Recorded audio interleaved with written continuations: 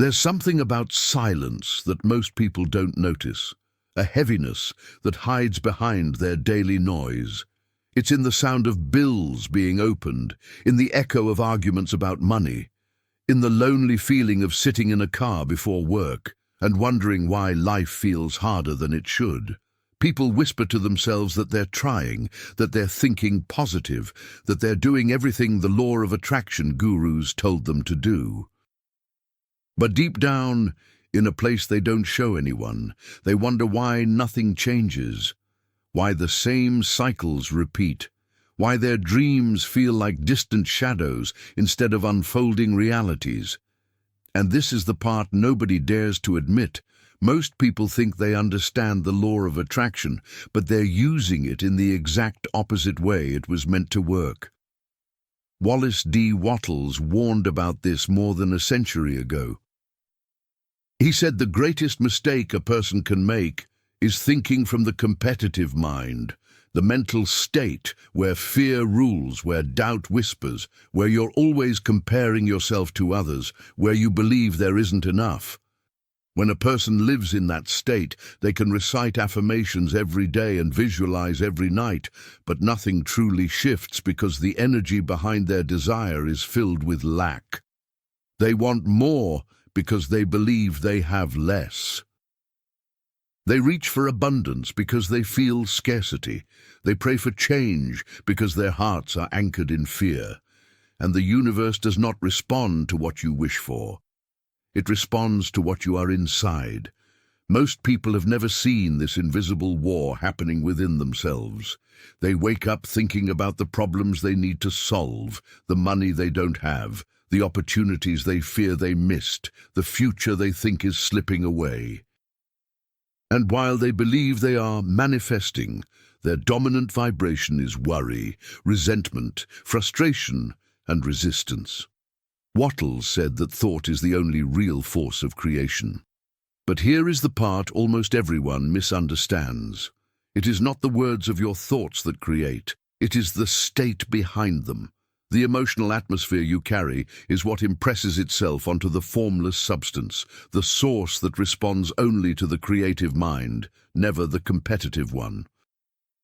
Imagine a person sitting alone in a small apartment in Chicago, staring at their bank account, whispering, "I want more money, I deserve more money." They're saying the right words, but their heart is pounding with fear. Their mind is rehearsing images of unpaid rent, unexpected bills, and calls from creditors. Their nervous system is vibrating in survival mode, and so the universe answers. Not their words, but their feeling. It sends them more circumstances that match that fear, that tension, that internal chaos, because that is the frequency they live in. Wallace Wattles wrote, "You cannot get rich by feeling like you are poor." And most people do not realize that they are radiating poverty even while asking for wealth. The same happens with relationships. A woman sits in her car outside her job, holding her steering wheel tightly, telling herself she wants love, that she deserves someone who chooses her. Yet her mind is filled with memories of rejection, loneliness, and abandonment. She scrolls through social media, comparing herself to others, feeling less than, imagining that everyone else has something she doesn't. She wants love, but she feels unlovable. The universe responds to that feeling. It always mirrors the internal identity, never the external wish. This is why so many people believe the law of attraction doesn't work. They were never taught how it truly functions. They were never told that the law is not activated by hope, but by certainty. Not by wanting, but by being. Not by reaching, but by embodying. Wattles said the mind must hold the image of what it desires with unwavering faith and purpose, and that a person must act as if the thing is already theirs. But how can someone do that if their inner world is full of conflict? How can someone attract abundance if their foundation is fear? How can someone attract success if they secretly expect failure? The truth is uncomfortable but freeing. The law of attraction is always working, even when it appears to be working against you. It doesn't turn off, it doesn't hesitate, it doesn't decide what you deserve. It simply reflects the vibration you live in, day after day, thought after thought. Every emotion, every mental image, every belief becomes a command to the universe, and the universe obeys with perfect precision. Wattles understood this long before modern self-help culture turned the law of attraction into a buzzword. He taught that the universe is a thinking substance, a living, responsive field that creates whatever is impressed upon it. But he also said something far more important, something most people ignore. You cannot impress the formless substance while thinking in a competitive way. If your mind believes that resources are limited, that success is scarce, that you're running out of time, that others have what you don't, then your thoughts become tangled in a vibration of lack. And that is exactly what you attract. Think about the average American morning. Someone wakes up, checks their phone, sees messages about bills, news about the economy, posts about other people's success. Their heart tightens. Their breathing gets shallow. Their mind immediately enters survival mode, the competitive mind. Before they even leave the bed, they have broadcasted a frequency of fear, insufficiency, and tension. And that's the frequency they carry into their day. It shapes their opportunities, their decisions, their reactions, their energy. And without knowing it, they're attracting more of the same. Wattles wrote that a person must rise above fear and think in a certain way, a creative way, if they want to manifest anything of true value. But this requires breaking the habit of reacting to what is visible. It requires refusing to let the present circumstance dictate the mental state. It requires turning away from appearances and holding firmly to the inner image of what you have chosen to create. The poor man must think wealth. The sick woman must think health. The lonely heart must think connection, not because they are delusional, but because that is the only way to impress a new pattern onto the formless. Most people fail because they let the outer world dominate their inner state. They wait for evidence before believing. They wait for change before feeling. They wait for certainty before acting. And so they stay stuck in the competitive mind, the realm of waiting, hoping, doubting, and struggling. But Wattles said that the creative mind does the opposite. It believes first. It feels first. It acts first. It becomes before it receives. And this is the real reason the law of attraction seems mysterious. It is not a technique. It is a transformation of identity. You don't attract what you want. You attract what your inner world is convinced is true. Everything else is noise. At the end of this first movement, the viewer realizes the painful truth. If the law of attraction hasn't been working for you, it's because you've been using the wrong mind, a mind ruled by fear, scarcity, and comparison. But that is only the beginning. The shift into creation begins now. Most people never question why their reality keeps looping, repeating the same patterns as if life is stuck on a scratched record. They blame circumstances, bad luck, the economy, their past, or even divine timing. But Wallace D. Wattles revealed something far more unsettling, something that modern society has ignored. Every person is constantly creating whether they want to or not, because thought itself is the original cause of everything that appears in their life. The law of attraction isn't something you turn on when you want a new house or a raise. It is the silent mechanism shaping every moment, every interaction, every opportunity, and every absence of opportunity. It is the invisible force you use unconsciously before you ever try to use it consciously. Wattles said that the formless substance responds with mathematical accuracy to the thought held with feeling. But he also said that the creative process is disrupted the instant a person slips into competition, fear, doubt, or anxiety.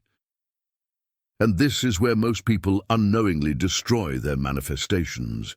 They visualize what they want, while simultaneously vibrating fear that they won't get it. They pray for abundance, while mentally rehearsing lack. They dream of success, while expecting disappointment. The universe responds to the strongest signal, and that signal is almost always fear. Think about the single father in Florida working 2 jobs, trying to stay afloat. Every morning, he wakes up before sunrise, telling himself he wants a better life for his daughter. He imagines a more stable home, a safer neighborhood, a feeling of peace instead of constant financial pressure. But the moment he opens his banking app, his stomach drops, his heartbeat quickens, his mind starts calculating bills, debts, deadlines, his nervous system fires survival chemicals. In that moment, his entire vibration collapses into fear.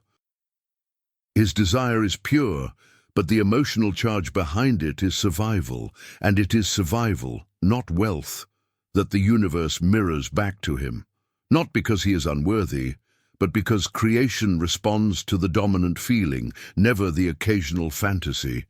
Wattles taught that a person must hold their mental image with faith and purpose, even when the visible world contradicts it. He said that appearances are nothing more than the old pattern echoing itself until the new pattern becomes strong enough to overwrite it. But the competitive mind treats appearances as truth. It thinks, I don't have it yet, so maybe it's not working. That single thought, rooted in doubt, is enough to dissolve the creative impression. When a person allows the outer world to influence the inner state, they become a victim of circumstance. When they allow the inner state to dominate the outer world, they become a creator. The mechanics of the law of attraction, according to Wattles, are simple but uncompromising. Everything begins with an image, a clear, definite picture of what you intend to manifest. That picture, when held with emotion, creates a vibration. That vibration impresses upon the formless substance, which begins reorganizing the universe to match the pattern of the thought. But if the person holding the vision starts to think of others as competitors, or begins to feel that resources are scarce, or doubts that the universe can deliver, the impression weakens.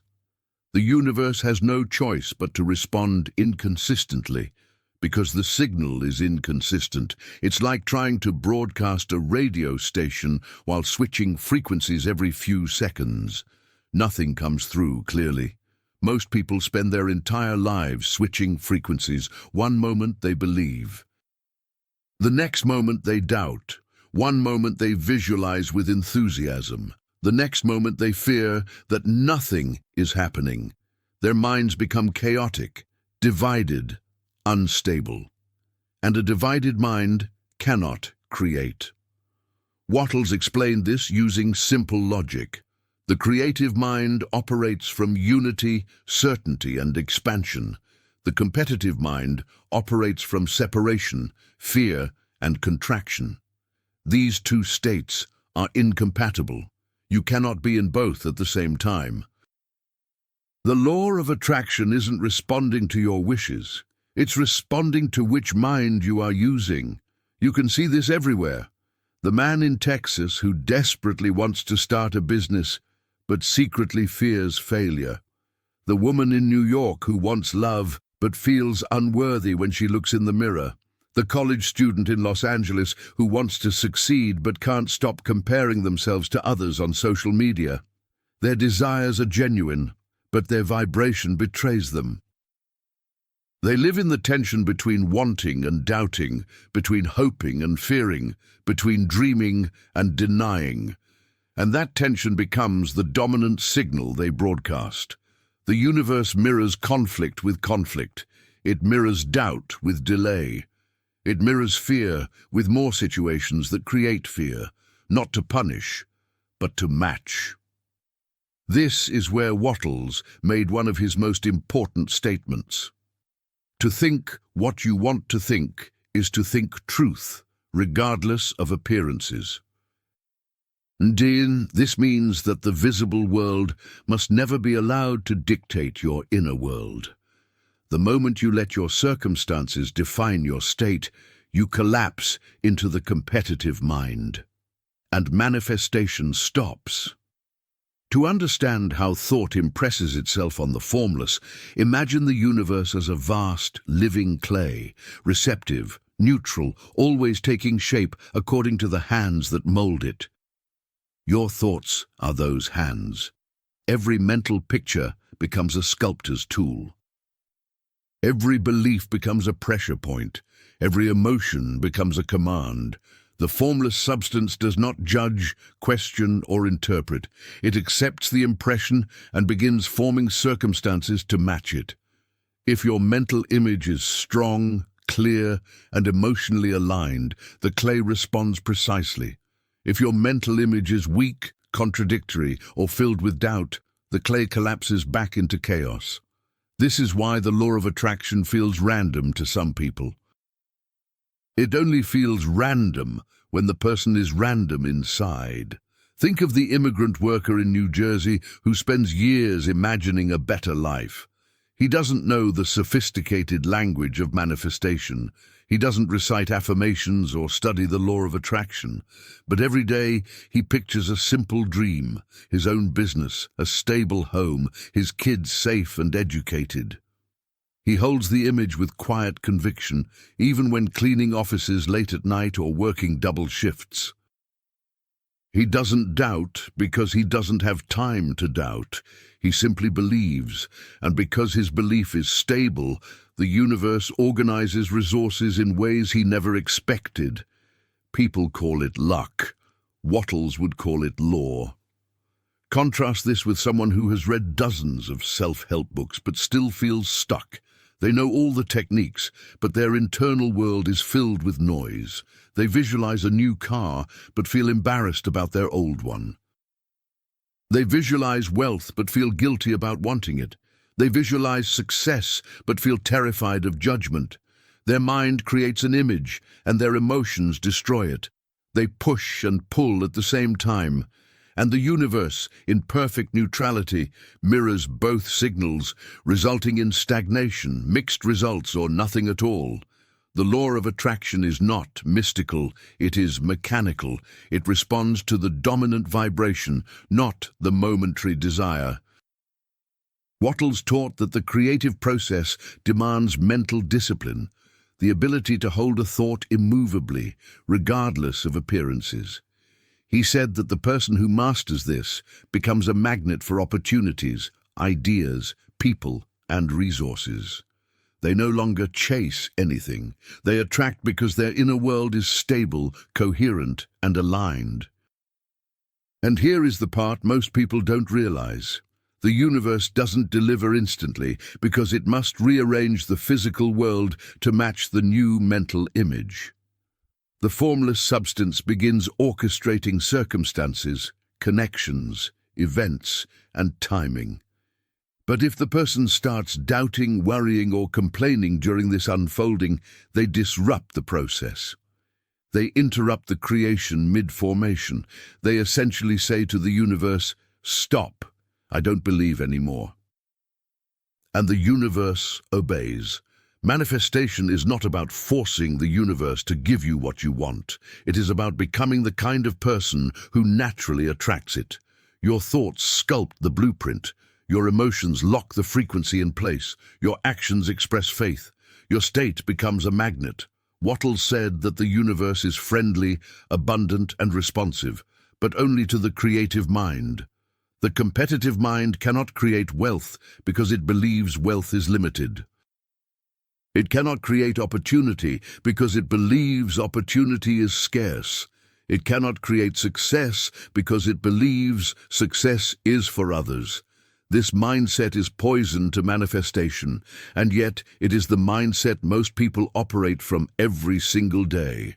And now the truth begins to crystallize. The law of attraction is not about wishing. It is not about hoping. It is not about waiting. It is about being. being the person who already has the thing, being aligned with the outcome before it appears. Being the vibration that matches the desire.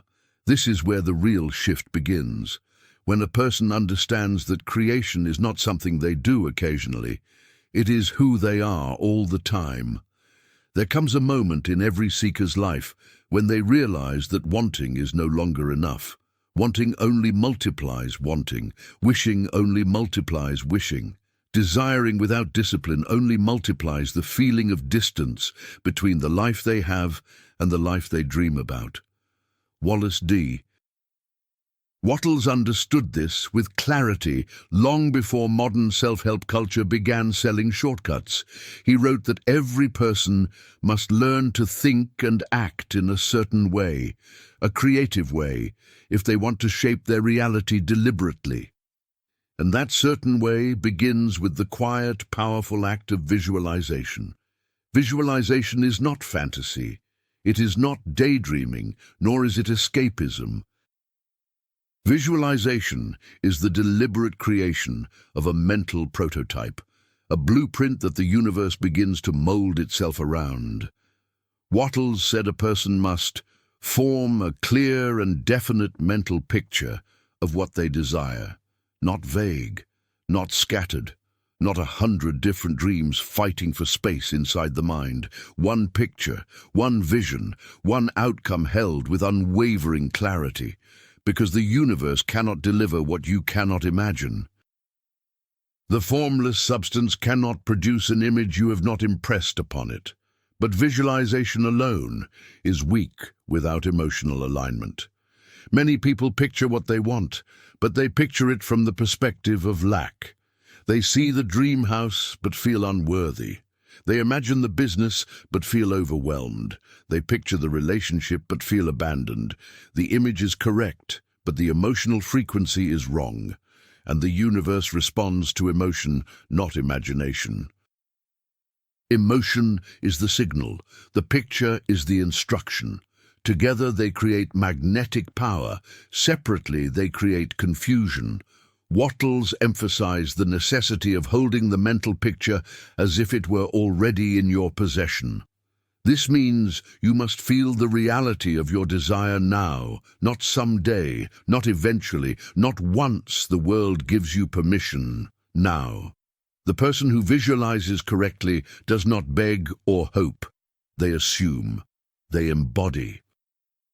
They feel gratitude for a reality that their senses have not yet touched, but that their mind has already claimed. Gratitude is the emotional bridge between the invisible and the visible.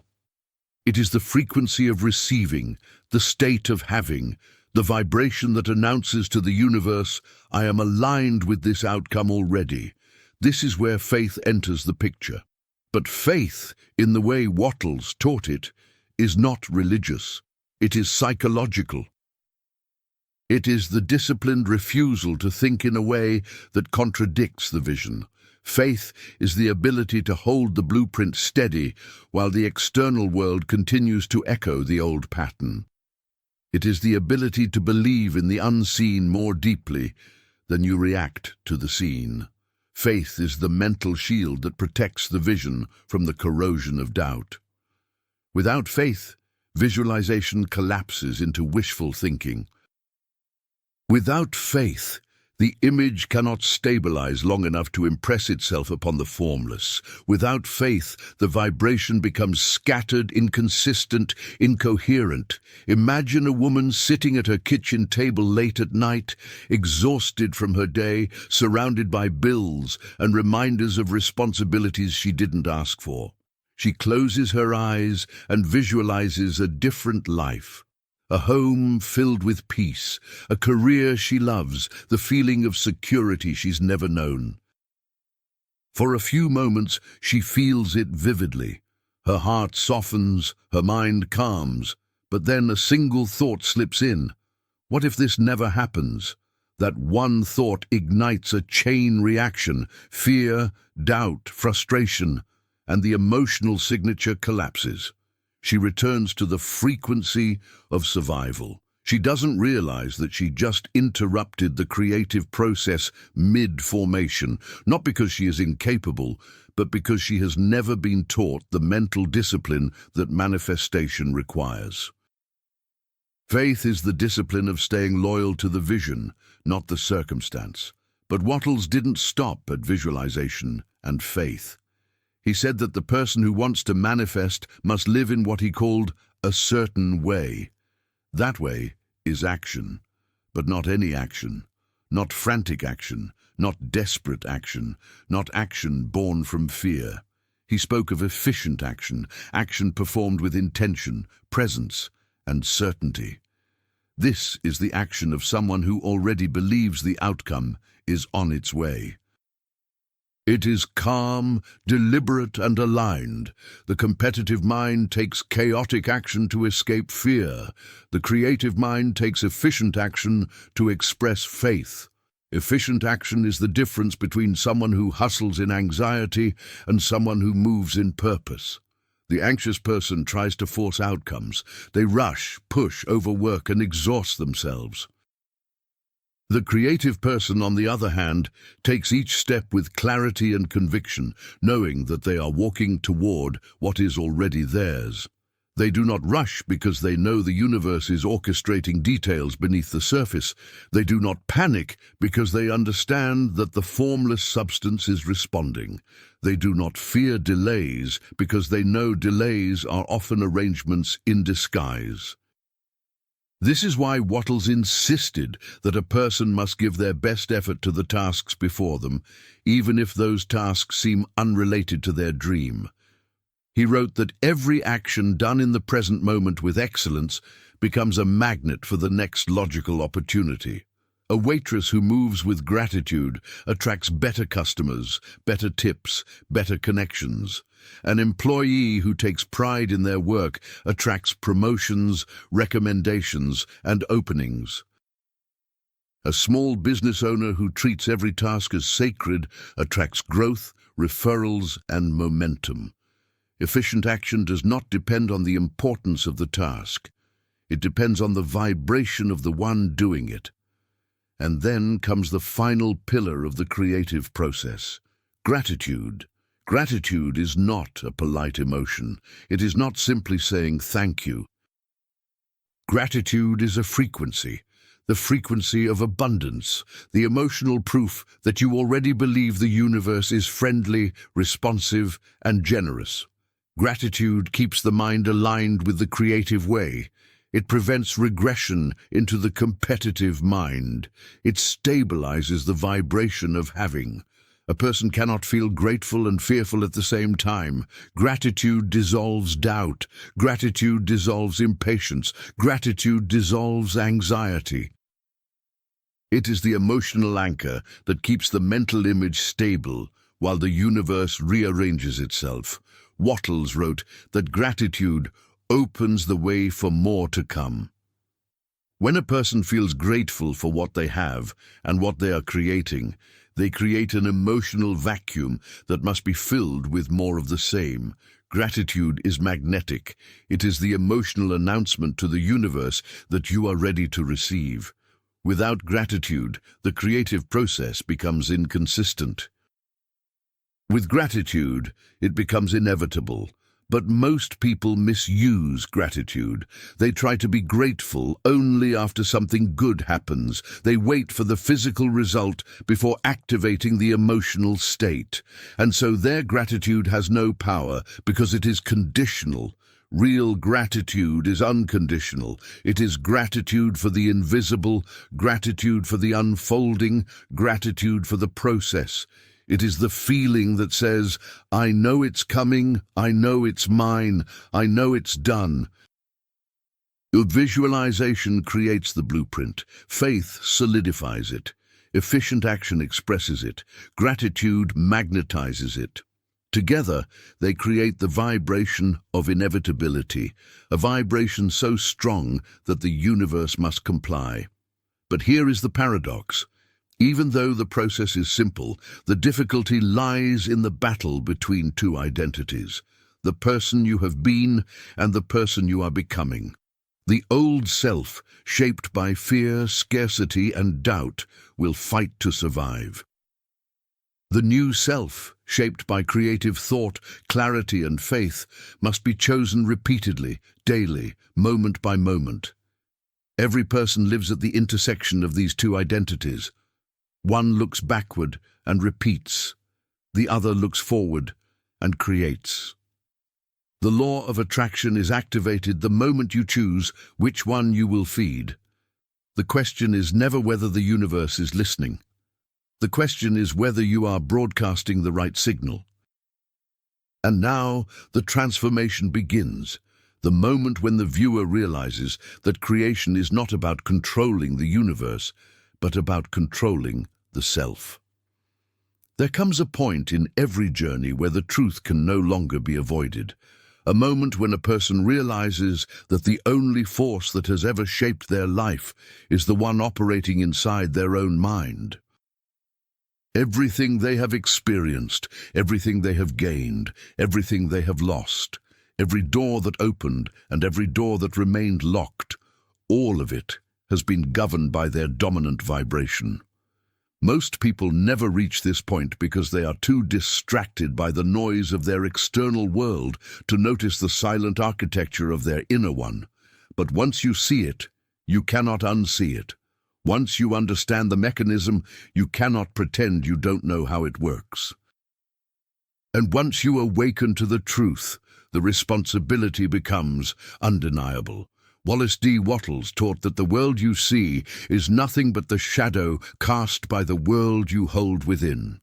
If your inner world is chaotic, the outer world will reflect chaos. If your inner world is centered, the outer world will reflect order. If your inner world is saturated with fear, the outer world will give you endless reasons to fear. And if your inner world becomes disciplined, grateful, and certain, the outer world becomes cooperative, generous, and aligned. This is not philosophy. It is the law. The law of attraction is not an idea. It is the governing principle of all experience. Think about the people who seem lucky, the ones who always end up in the right place at the right time, the ones who attract opportunities effortlessly, the ones who never seem to struggle the way others do. People look at them with envy or suspicion, assuming they were born with advantages, but the truth is simpler. Their inner world is aligned. They don't question whether good things happen to them. They expect them. They don't fear losing. They assume abundance. They don't doubt their ability. They embody certainty. The universe responds accordingly. Now think about the people who struggle constantly. Nothing ever works out. Every solution becomes another problem. Every opportunity slips through their fingers. Every time they get close to change, something pulls them back. It isn't fate. It isn't bad luck. It isn't punishment. It is the result of a vibration shaped by fear, insecurity, doubt, and old emotional wounds. They are using the law of attraction perfectly, but in the wrong direction. They attract more circumstances that match the emotions they live in. This is where Wattles made his most radical claim. You are not held back by circumstance. You are held back by the way you think about circumstance. This means you could change nothing about your external situation right now and still change your entire destiny. If you change the way you think, feel, and act, not someday, not when things improve, not when evidence appears. Now, the truth is that reality bends to identity. A person who identifies as someone struggling will continue to struggle. A person who identifies as a creator will continue to create. A person who identifies as a victim of circumstance will continue to attract circumstances that reinforce that belief. A person who identifies as someone destined for expansion will attract opportunities that reflect that destiny. Identity is the hidden engine beneath the law of attraction. It is the blueprint behind the blueprint. It is the silent declaration you make to the universe every second of your life. You cannot fake it. You cannot pretend it. You cannot affirm your way into a new identity while living emotionally attached to the old one. The universe hears what you are, not what you say. Wattles understood this when he said that a person must act and think in a certain way. That certain way is not just behavior, it is being. It is the shift from the competitive mind to the creative mind. The competitive mind says, "There's not enough." The creative mind says, "There is infinite supply." The competitive mind says, "Life is against me." The creative mind says, "Life is responding to me." The competitive mind reacts. The creative mind initiates. The competitive mind waits for evidence. The creative mind creates the evidence. Every breakthrough in life begins with the decision to abandon the competitive mind.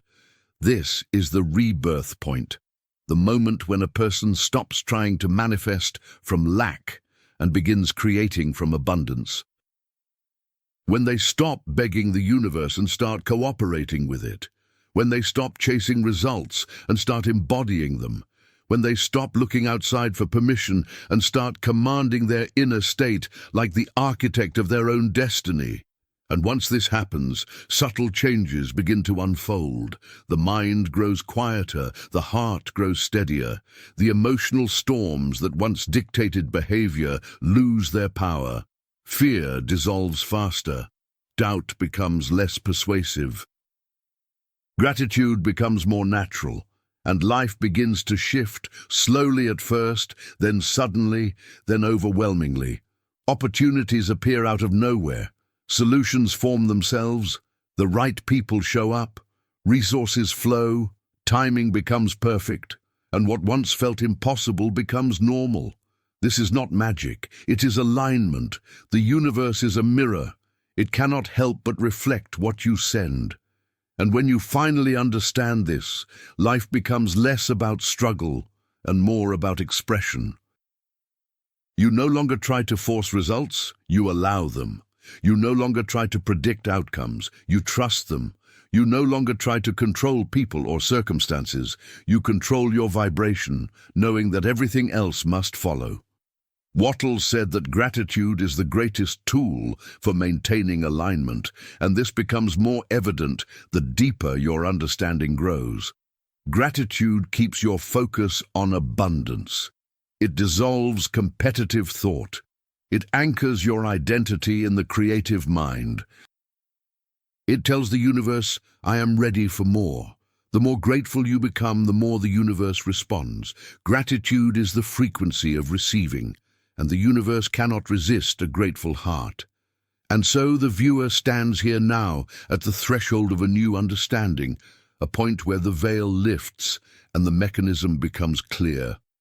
The law of attraction is not about positive thinking. It is not about affirmations whispered in desperation. It is not about pretending everything is fine.